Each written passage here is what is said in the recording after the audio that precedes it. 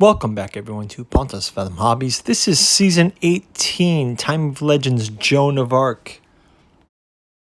We are playing a scenario out of the core box. We're back to the non-mystical, non-apocalyptic, non-dragon, legendary dragon, back to 100 Years' War. This is the Battle of the Herrings from February 12th, 1429. So we've got the English, Scottish, and the French on the board. We'll fast forward through the game setup. We're going to play this as a 3-player game, even though we'll play it solo. We'll do a flyby over the armies, get our War Council cards. We're going to use, instead of the mythic cards, we're going to use the tactical cards for this one. It's a setup as a 6-round game, and we'll get all of our minis placed. I'm not going to be using the bases for the minis on this one. I'm just going to use I'm just going to have them on the board individually. We've got some carts and wagons. Story here we'll read through, get the miniatures placed. Also, I will do the read-through of the scenario introduction. As I mentioned, this is going to be a 6-round game. So we'll get everything on the board, do the flyover, and get into it.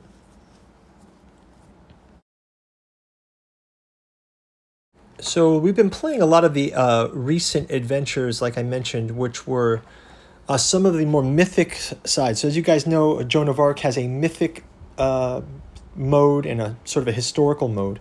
The mythic mode is when we played Apocalypse, we played Legendary Dragon, we played Unleash Hell, the Devil of Avignon, Angelic Warfare, things like this. This game is returning us to the 100 Years' War.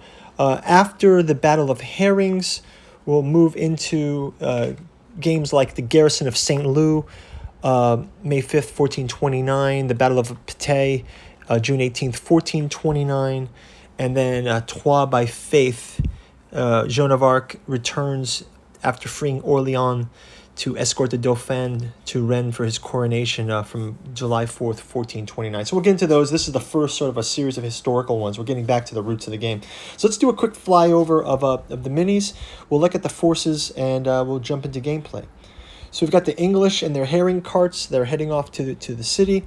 We've got the French under Jean Dunois and La Hire. And we've got the Scottish under John Stewart of Buchan. And yeah, minis are looking good. We got a paint through video for these minis as well if you guys want to go check that out.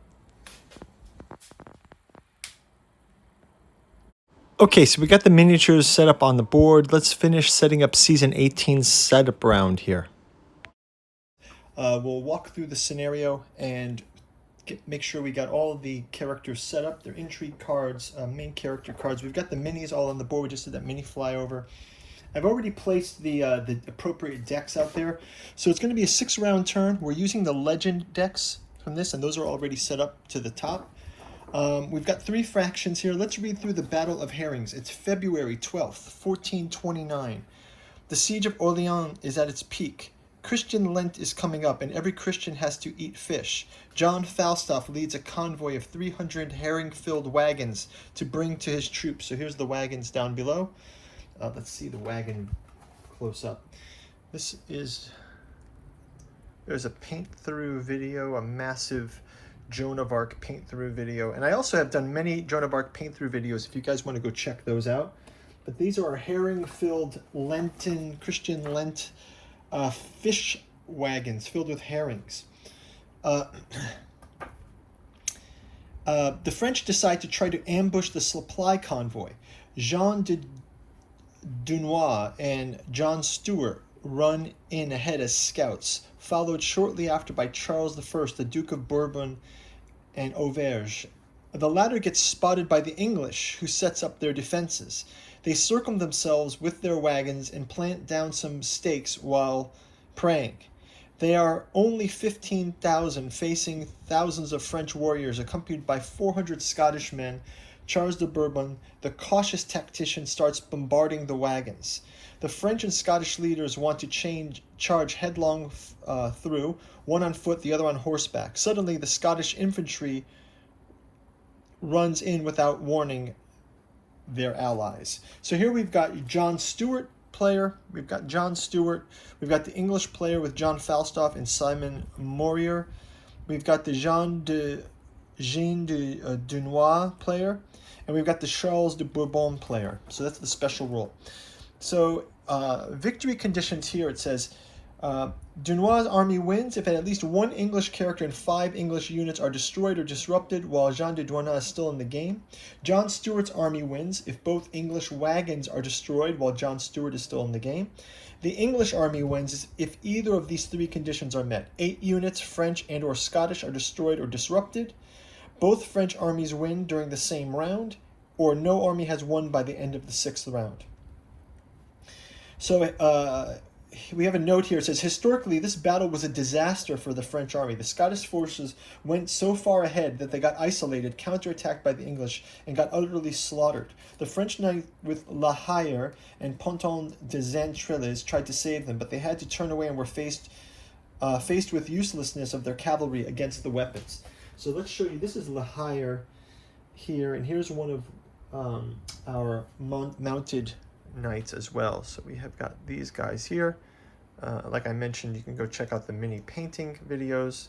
So we're going to get these guys in action. So we've got 3, we've got the John Stuart rally point, we've got the English rally point, and we've got the French rally point in place. And you can see those tokens here. Just place these. Obviously, we got our wagons. We've shown those. The other thing that we have here, just to sort of set the stage, is here we have the village. So this is the city of, it's called the city of Rouvray, represented by this house. That's kind of like the city off to the distance. That's where the wagons are heading off for. So for the rewards for this game are, you get 1 experience token. Here's our experience tokens. You get 1 experience token for each infantry unit destroyed. You get 2 for each mounted knight destroyed, and 3 for each wagon or character destroyed. So we've got a priest here by the I think they call it the shrine, and we've got a citizen here by the well. Here's the citizen figure. So those are in place. Let's look up some special rules. So 3 armies, 2 sides. When played with 3 players, this scenario functions as follows. Each round follows this order: John Stuart player, English player, Jean Dunois player. So Dunois' army and John Stuart's army make up the French side, accompanied by Charles de Bourbon's troops. The English army makes up the English side. So the English army is quite full here. And these 2 teams are playing as the other sides. If all units in an area containing either Jean de Dunois or Jean Stuart is considered as a unit belonging to Charles de Bourbon. Either way is also true. If a unit belonging to Charles de Bourbon enters an area containing Jean Dunois or Jean Stuart, he's considered belonging to that character's army. So it's sort of, whoever the leader is in that area takes on the troops individually. Another thing is Charles de Bourbon's indecision. Both Jean de Dunois and Jean Stuart's armies can activate areas containing Charles de Bourbon's units by spending 2 activation orders or 1 reactivation.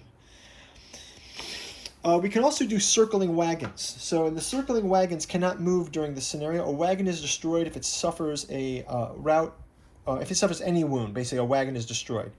Each infantry unit located in an area containing a wagon gains +1 when defending. All units performed a melee attack in an area containing a wagon suffer a rout result if they roll at least 1 blank. They slip on the herrings. This is funny. They actually have it. They slip on herrings. Funny. Following up the combat into the area is used, contains a wagon, isn't possible in this scenario. Okay? The stakes. English bowmen can put down 2 stakes. So let's get stakes ready out of the box. I did not place them. But the bowmen can place stakes maybe here and here. Something like this. So they can have some stakes that they could fight behind. I will pull those out of the box. We'll place them in round 1.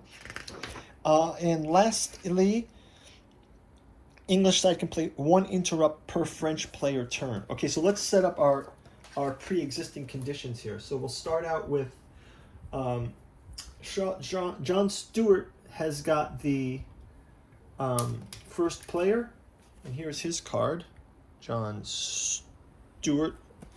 And then we've got the Jean de Dunois. Here's Jean Dunois. We'll look at these as we play the game. And then we also have La Hire, Charles de Bourbon, and Ponton. They are on Bourbon's player rules. They also get started with 2 reactivation units. So we'll place those 2 reactivation units here. We'll also place one reactivation unit on John Stewart. And we get 4 interrupts for the English player. 4 interrupts, that's 5. Put those here. This is for John Falstaff and Simon Morier. You see their cards here. Okay, we also have some interrupts. So we've got the Battle of Herrings, active defense, Scottish men charge first, and counterattack. So these can be activated. This is for the English. For the Scottish, we've got the Battle of Herrings, fearless, Scottish charge, and spirited. And then finally for the French, we've got to the rescue, bombardment, or heavy bombardment. So I think the bombardment is referring to the crossbowmen, right? We're not having a bombast in this one. We have crossbowmen. So that is going to be that. And I think that's going to wrap it up for the setup round. Now maybe just a quick message word from our channel's sponsor. Before we jump into round 1, just quick shout out to this channel's sponsor, Pontos Fathom Press. We've got a bookstore link below where you can check out the Catu Journals out of Lovecraft's Providence, a massive tome by August Moldenhauer and Giuseppe Balsamo, collecting the Catu Journals trilogy and the Disclosure from the Necronomicon fragment. We've also got 2 new volumes that are coming out soon, so you can check these out. We've got Alchemy and Anthroposophy in the Dune Saga. This is a collection of our podcast essays around Dune, also some collections of lecture podcast and some fiction that has come out of this, and then also speculative, and then also Artificial Psychoanalysis of Desiring Machine. This is a collecting of the Artificial Psychology of Desiring Machine series. Actually, all of these are also available in our paperback edition, so if you want to go and check out the bookstore link, you can see our sponsored books. You can also go check out our Patreon, where you can get behind-the-scenes updates on our miniature play. We are in the process of painting and playing Joan of Arc, like here, so you can go check out our miniature paintings, get our schedule for gameplay. We're also doing miniature painting and tabletop gameplay for A Song of Ice and Fire tabletop miniature game. We've got a huge channel filled with playlists of games. You can access that by going to the YouTube channel or going to check out our website, where we've got all of the playlists listed out easily for you to watch. And we are going to be getting into Tainted Grail. So we've just done some paint through videos for Tainted Grail. We're going to start down that journey. That's something coming for end of the year and into 2024. So looking forward to that. As usual, we also have Cthulhu Wars, War of the Ring, Cthulhu Death May Die Season 3 is on the way from the Kickstarter. We've got Conan by Monolith, Game of Thrones, Twilight Imperium, Dune Imperium, and Dune Gale Force 9. So tons of games out there. Go check them out. Go check out our podcast channel. Like and subscribe. Thanks to all of our Patreons, and we will see you in round number 1. Thanks for watching. Bye-bye.